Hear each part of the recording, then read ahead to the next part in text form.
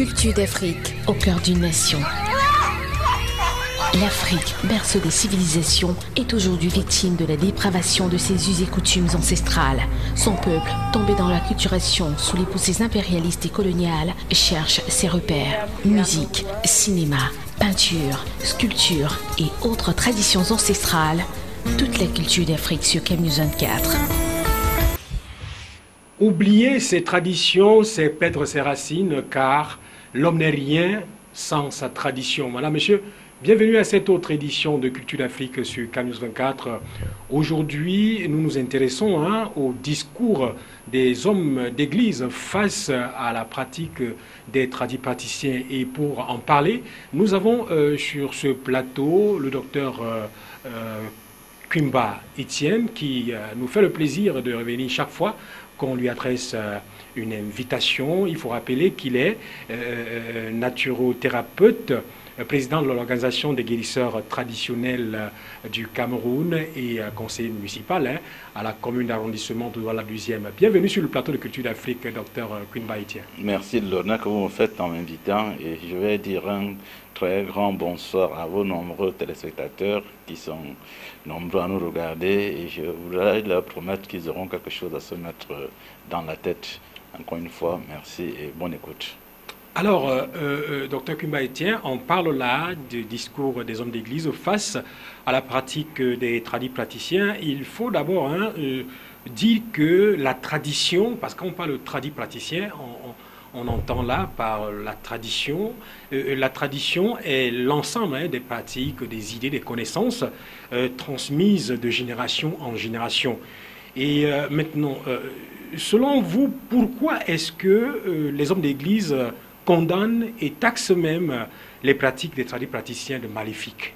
Vous appelez même parfois des sorciers. Oui, effectivement, c'est de bonne guerre. C'est de bonne guerre. Vous savez, les églises traditionnelles, nos anciennes églises, n'avaient autant tiré sur la pratique, sur nos us, sur nos coutumes, comme le font celles d'aujourd'hui, celles qui se disent du réveil ou réveillé ou je ne sais pas encore quoi, bon, qui vont non seulement en guerre contre les tradipraticiens, mais pourquoi pas contre d'autres églises qui existaient auparavant.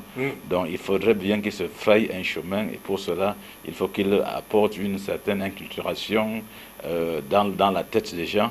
Et leur première cible, c'est les tradipraticiens, parce qu'ils comprennent que dès que les gens sont dénaturés, dès que les gens sont déracinés, dès que les gens sont partis de leur culture, alors ils sont à la merci de ceux-ci.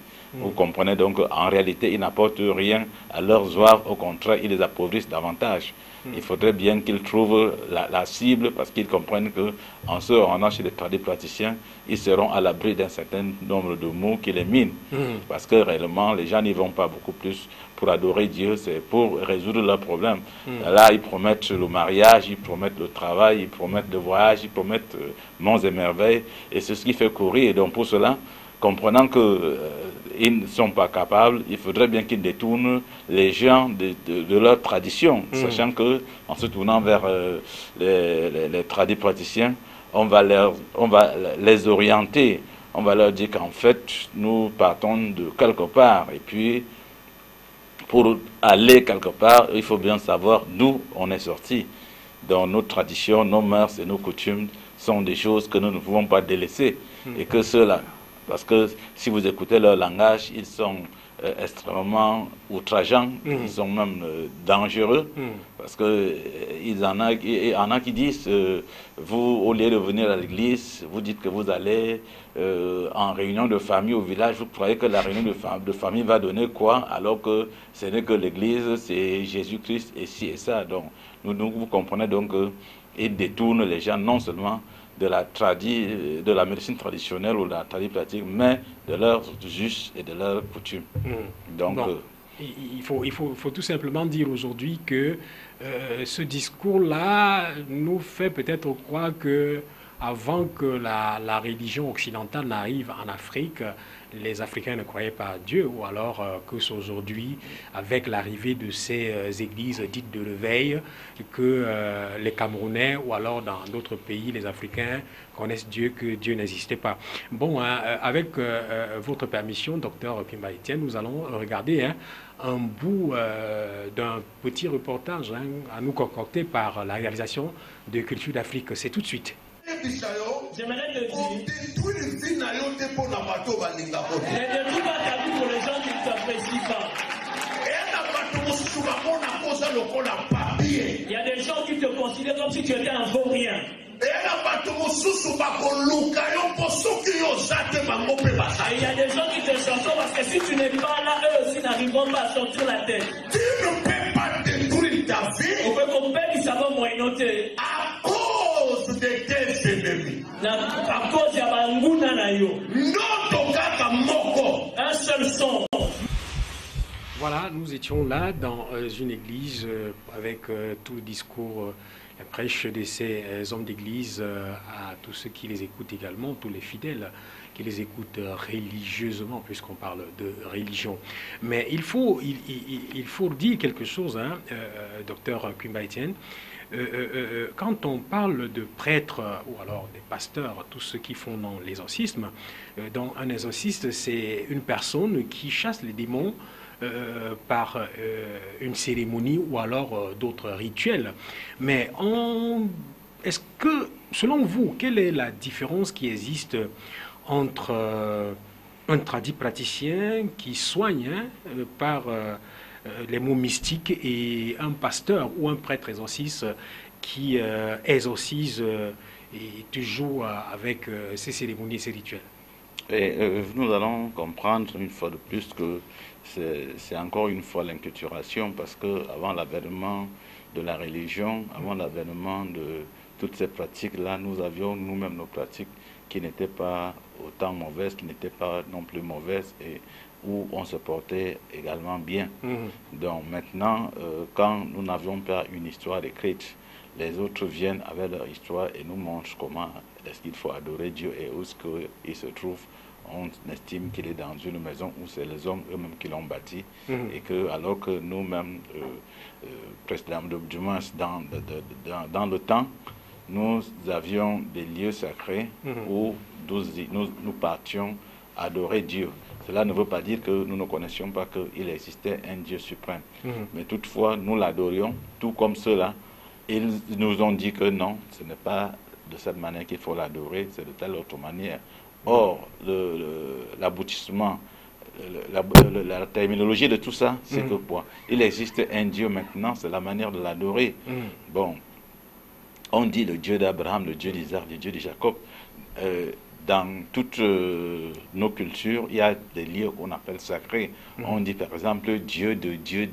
Chez nous, on dit Sintani pour dire le Dieu qui a précédé, le Dieu qui a précédé nos ancêtres, lesquels ancêtres nous ont engendrés, et tout ceci. Donc, ça veut dire que nous-mêmes, nous avions cela qu'on évoquait pour dire que notre Dieu, à travers nos ancêtres, donc, parce que nous n'avions donc pas une histoire écrite, je l'ai dit, que d'aucuns ont pensé que nous ne connaissions pas Dieu, que nous n'adorions pas, et ceux-là qui sont venus encore avec ce qu'on va dire la colonisation et tout, nous détourner de nos mœurs et de nos coutumes. Donc, nous adorions Dieu et nous pratiquions, nous exorcissions à notre manière, et puis ça donnait les résultats escomptés. Bon, aujourd'hui, on essaye de nous faire croire que notre façon d'exorciser, notre façon de chasser le diable, le démon, n'est pas la bonne, et que ceci, cela. Or, contrairement à ce qu'on dit, nos pratiques pour n'est-ce pas, endiguer ce mal-là est plus efficace que les nuits, ce qu'on appelle les nuits de prière, et nous n'avons pas jamais demandé aux gens de venir nuitamment des pratiques jusqu'au lendemain, ainsi de suite. Donc, c'est faute d'une histoire écrite, parce que tout ce qu'ils font, là, nous le faisons, nous autres, nous le faisions. Nous avions des réunions de famille au terme de laquelle il y avait un repas qu'on se partageait avec toute la famille. C'est ça qu'on a transféré en communion, et que, bon, ils l'ont transféré, ils l'ont transformé en disant que c'est la communion. Or, ce sont des choses que nous les possédions depuis avant que cela n'arrive. Mais maintenant, quand ils arrivent, ils vont en guerre contre nous en disant que nos cultures sont mauvaises. Il ne faut pas donner quelque chose à grand-père, il faut plutôt venir donner à l'église, il faut donner la dîme, et ainsi de suite. Au lieu de... On appauvrit ces zouaves-là, au lieu de leur donner plutôt ce qu'ils veulent chercher. Et c'est un jeu de précipitation. C'est un montage tout fait. C'est-à-dire que c'est le scénario. Alors, des témoignages qui ne sont que les gens qui appartiennent au même groupe. Et puis, les naïfs qui arrivent, bon, ils tombent dans le jeu. Voilà ce que je peux dire par rapport à toutes ces pratiques qui ont cours dans toutes ces églises-là. Alors, docteur Kumba-Etienne, tout à l'heure, quand j'étais en train de préparer l'émission, il y a quelqu'un qui m'a abordé, qui m'a posé une question, celle de savoir, en fait, il dit que les prêtres exorcistes et ces hommes d'église disent qu'ils exorcisent, qu'ils chassent les démons, qu'ils soignent avec la force, la puissance de Dieu. Et on a envie le téléspectateur posait la question, c'est de savoir, vous les tradipraticiens, vous guérissez, vous exorcisez, vous chassez les démons, vous soignez les maux mystiques, avec quelle force vous êtes mieux placé pour répondre à la question?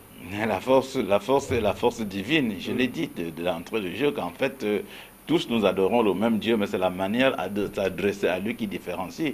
C'est la différence, la manière on demande également à ce même Dieu de donner. D'ailleurs, que la preuve, c'est que quand quelqu'un va voler, il prie humblement son Dieu pour aller prier, pour aller voler. Et puis, s'il arrive qu'il atteigne son but, il va se dire que Dieu a exaucé sa prière. Bon, s'il ne l'atteint pas, bon, c'est de la même manière. Donc, toutes les prières sont adressées à Dieu. N'en déplaise à ceux qui pensent que nous ne connaissons pas que Dieu existait. Au contraire, je l'ai encore dit, nous connaissions Dieu et nous l'adorons. Nous sommes plus proches d'ailleurs que notre humanité. Nous sommes plus humanitaires que cela. Parce que, rendez-vous compte, que tous ces dirigeants des églises-là, ils ont un train de vie somptueux, ils roulent dans des voitures de luxe, et ils ont un train de vie déconcertant, au contraire de ces pauvres zouaves, alors que nous savions que quand on faisait un enfant, on investissait tout ce qu'on pouvait, sachant que quand on aura pris sa retraite, quand on n'aura plus la force, cet enfant venant va revenir à vous pour vous donner ce qu'il faut pour la continuité, pour la continuité de vos jours.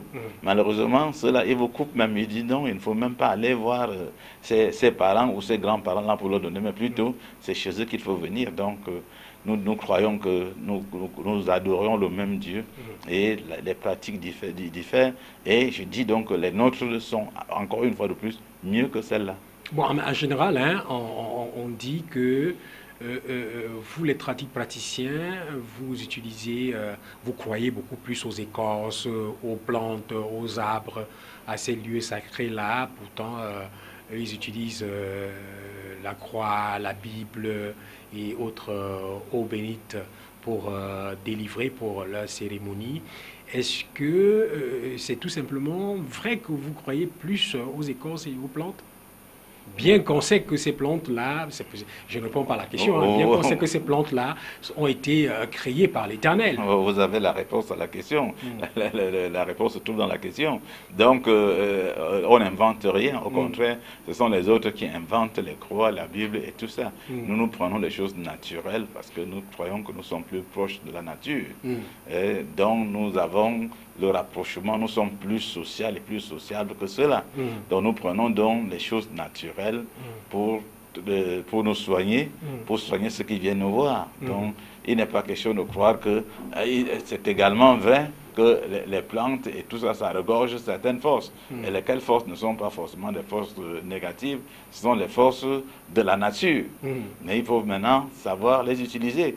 On peut l'utiliser dans un sens comme dans un bon sens comme dans un mauvais sens. Même ces gens qui se disent des prêtres exorcistes,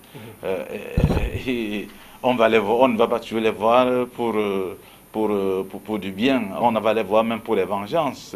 Il y en a qui vont le voir parce qu'ils estiment qu'ils ont été spoliés, ils ont été brimés, ils ont perdu un peu de ce qu'ils auraient pu avoir, et puis on va les voir à l'effet de se venger. Et là, maintenant, ce sont les forces. Ce n'est plus les forces positives, ce sont là les forces négatives. Donc, pour dire qu'eux aussi, ils ont plus de forces négatives que de notre côté, parce que, comme nous avons dit, la nature est bonne.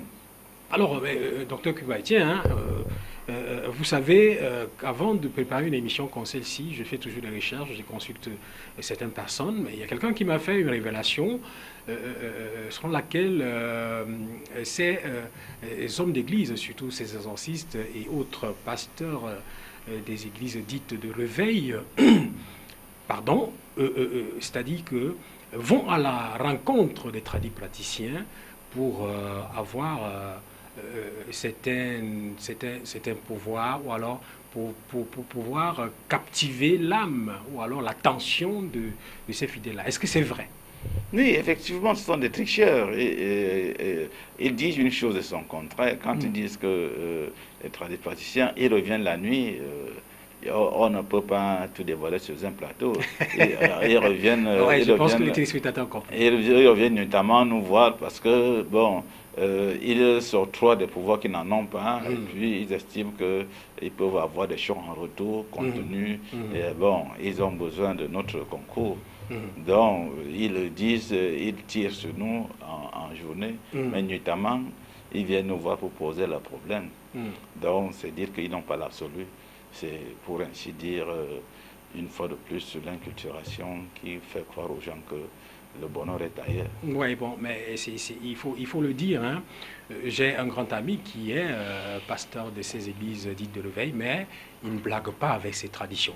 Alors, justement, nous allons, avec la permission de la technique, regarder un autre bout d'un reportage à nous concocté par la réalisation de Culture d'Afrique.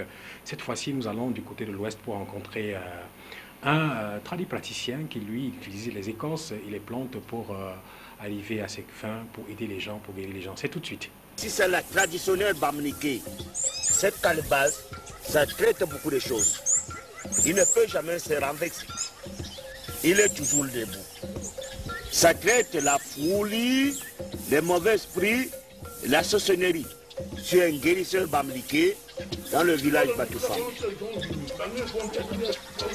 Il y a des mauvais guérisseurs qui ne font que chercher leur argent. Il y a des vrais guérisseurs qui luttent contre les sorciers. Le sorcier est fort n'importe comment, il le dépasse. Il te parle l'avenir, il te parle ce qui s'est passé avant et après et ce qui t'arrivera. Et je compte tout ça. Il cueille les herbes, il traite, il coupe les écorces, il traite et ainsi de suite. La savane, comme la forêt, abrite des espèces végétales spécifiques, dont la connaissance s'est élaborée au fil du temps et s'est transmise de génération en génération. Dans le sud du pays, des recherches récentes ont confirmé l'existence de plantes capables de guérir des affections aussi graves que le cancer de la prostate. Malheureusement, les pouvoirs des pharmacopées naturelles ne sont guère pris en considération par la médecine moderne. Pourtant, leur efficacité est indéniable. Voilà, retour en plateau, nous étions là chez on peut le dire aussi, prêtre traditionnel, parce que le mot prêtre même vient de l'Afrique, ce n'est pas chez les Blancs.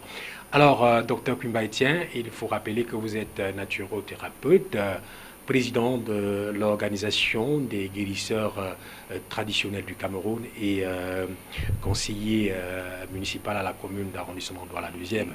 Je suis également chevalier du mérite camerounais. Voilà. Donc, il y a un constat. Il y a un constat, c'est que, contrairement à ces églises de réveil, à ces églises même, et chez les Blancs, les médiums et autres mages qui se dévoilent, on constate que les tradis praticiens aiment bien s'installer dans les quartiers bidons, très loin, dans les périphériques. On se pose la question, est-ce que vous vous cachez? Et si oui, vous vous cachez de qui? Pourquoi est-ce que vous ne pouvez pas vous installer, ouvrir peut-être vos cabinets en pleine ville? Oui, voilà, cela, il y a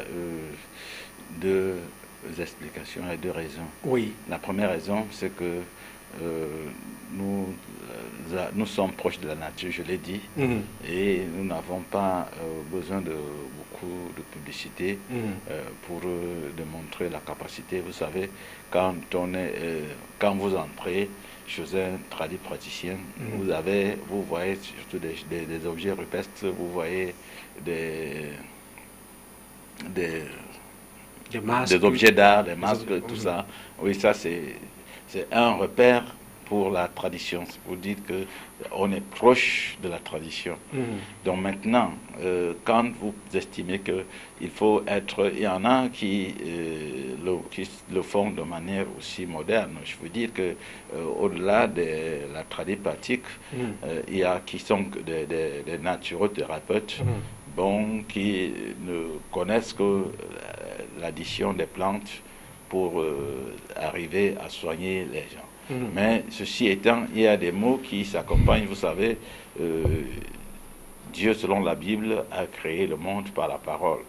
Donc, il y a des choses qui s'accompagnent, des rites, des incantations, des paroles. Et il y a même des plantes que, quand on veut les prendre, il y a une incantation qu'il faut faire pour la prendre afin de lui donner toute sa plénitude. Ça, ce sont des choses qui rapprochent l'homme de la nature, et ce qui est naturel, et nous le savons, il est bien plus important que ce qui est synthétique. Donc, nous pensons qu'on est plus proche de la nature, et de ce fait, être proche des éléments même de la nature pour soigner, ça se comprend, ça s'explique. Alors, on parlait tout à l'heure, je rappelais encore que vous êtes le président de l'organisation des guérisseurs traditionnels du Cameroun. Dans votre organisation, qu'est-ce que vous faites pour redorer le blason de la médecine traditionnelle aujourd'hui? Oui, il n'y a pas que la médecine traditionnelle que nous essayons de revaloriser nos cultures, parce que on s'efforce de nous faire croire que tout est parfait ailleurs et tout est négatif chez nous. Or, nous avons aussi bien de bonnes choses qu'ailleurs, et pourquoi pas même plus qu'ailleurs. Tout n'est pas complètement noir chez nous, tout n'est pas complètement blanc non plus de l'autre côté. Et pour cela, nous sommes dans un monde de brassage, nous sommes dans un monde de la modernité, et en même temps, nous essayons de nous rapprocher, parce que il ne suffit pas de faire, il faut également faire savoir ce qu'on est en train de faire. Et c'est ce qui explique même notre présence sur les plateaux de télévision, pour expliquer un certain nombre de choses, parce que toute mort n'est pas forcément des morts mystiques, et toute mort non plus n'est pas des morts naturelles. Ce ne sont pas des morts naturelles. On peut mourir aussi bien par des causes, on va dire, dopatiques, qu'on peut mourir des causes tout à fait naturelles. Donc, il faut rapprocher les deux, faire la synthèse, et puis amener... nous recevons des patients. Donc, nous n'excluons pas, nous n'empêchons pas à nos malades de se rendre dans des centres de santé modernes, soit pour leur examen, soit pour, je ne sais quoi, du moins pour leur examen, pour s'assurer que, effectivement, ce qu'on a fait là, ça a donné de bons résultats. Mais parce que nous sommes dans la modernité encore de plus, puisque avant, quand nous n'avions pas toutes ces choses, nous soignions et le malade se sentait guéri, et il n'avait pas. Maintenant, quand bien même quelqu'un est guéri, il a quelques doutes, il a quelques suspicions. Donc, nous pouvons lui demander d'aller se faire un examen de contrôle pour s'assurer que le mal pour lequel il est venu vous voir est endigué. Parce que généralement, chez les tradis praticiens, les voyants, les médiums, c'est un peu personnel, c'est lui qui voit. Alors maintenant, pour sortir de l'émission, parce que le temps nous tient par la gorge, Dr Kwimba Etienne, vous qui êtes tradit praticien aujourd'hui, je rappelle que tradit praticien complet, parce que vous également, vous êtes médium, vous voyez également. Comment est-ce que vous avez eu ça? Ça a été transmis de génération en génération. Oui, c'est beaucoup plus de génération en génération. Et maintenant, je l'ai dit, nous sommes dans un monde de brassage. J'ai, au-delà des connaissances ancestrales que j'ai donc d'autres connaissances que j'ai acquises maintenant sur le terrain avec les autres traditions, avec les autres coins dont nous connaissons. Nous avons nos traditions à l'ouest pour, par exemple, guérir telle maladie. Nous en avons également dans le sud ou dans le nord pour faire telle chose. Ça, et là, ça nous permet, nous aussi, d'évoluer. Malheureusement, comme je l'ai dit, nous n'avons pas souvent l'occasion de nous faire comprendre. Si oui, ceux de nos collègues qui passent sur les plateaux de télévision, c'est pour vanter de ce qu'ils savent faire et ci et ça. Ils n'essayent pas d'éclairer l'opinion. Parce que notre rôle est beaucoup plus d'éclairer l'opinion que de se frapper le torse de ce qu'on sait faire ou de ce qu'on est. Parce que c'est les autres qui doivent dire ce que nous faisons. Il ne nous revient pas de dire ce que nous savons faire. Parce que s'il faut que je dise ce que je sais faire, peut-être le temps que nous avons... nous n'allons pas sortir du plateau. Nous n'allons pas en sortir parce que 42 ans de métier, ce n'est pas quand même 42 jours. D'accord. Donc, nous savons que l'essentiel pour nous, c'est de savoir où se trouve telle chose que de l'avoir. Parce que c'est pas de tout savoir, c'est de savoir où tout se trouve. Donc, dans notre organisation, nous nous efforçons donc de moraliser ceux de nos collègues qui sont des traditions comme nous, à un peu de modernité, un peu de recul, parce qu'en fait, la tradition ne rime pas avec la saleté non plus, compte tenu, n'est-ce pas, de nos usages actuels. Nous consommons, n'est-ce pas, des produits manufacturés, je veux dire, nous consommons les choses des blancs, ce qui nous fragilise davantage et nous expose à beaucoup de maladies, contrairement à ce que nous consommions dans le temps et qui nous rendait, j'allais même dire, invulnérables à un certain nombre de maladies. Voilà. Donc, merci, docteur Kwimba Etienne, d'avoir accepté une fois de plus l'invitation de Culture d'Afrique. Le plaisir est pour moi et je ne manquerai de revenir à chaque fois que vous aurez besoin de moi, parce que vous avez bien fait de m'inviter. Il y a bien des gens qui ont beaucoup de choses à dire, qui n'ont pas l'occasion. Et merci encore une fois de plus et merci à vos nombreux téléspectateurs. Voilà, donc si vous voulez rencontrer ou alors avoir d'autres explications auprès du docteur Kwimba Etienne, allez tout simplement sur la page Facebook de Culture d'Afrique. Madame, monsieur, donc c'était aujourd'hui le discours des hommes d'église en face des pratiques des praticiens. Donc il fallait bien qu'on ait en face de nous, sur ce plateau, quelqu'un qui maîtrise la chose et surtout pas quelqu'un qui n'est là que pour vanter ce qu'il sait faire, mais qui est là pour sensibiliser et pour expliquer aux téléspectateurs et aux populations le bien fondé de toujours garder et jalousement sa tradition. À bientôt. Culture d'Afrique, au cœur d'une nation. L'Afrique, berceau des civilisations, est aujourd'hui victime de la dépravation de ses us et coutumes ancestrales. Son peuple, tombé dans l'acculturation sous les poussées impérialistes et coloniales, cherche ses repères. Musique, cinéma, peinture, sculpture et autres traditions ancestrales. Toute la culture d'Afrique sur CAMNews 24.